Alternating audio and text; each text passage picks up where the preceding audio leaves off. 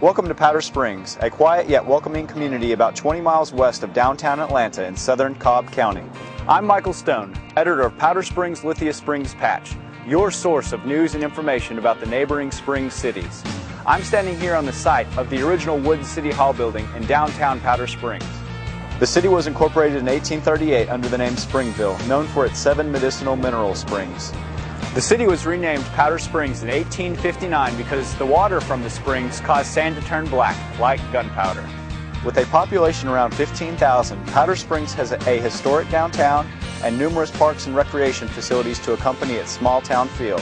The schools in Powder Springs are part of the nationally recognized and award-winning Cobb County School District. Parents are heavily involved in the schools and are encouraged to join their PTAs. Right over the Cobb County line in northern Douglas County is Lithia Springs, an unincorporated area named for its lithium mineral water. The schools of Lithia Springs are part of the Douglas County school system.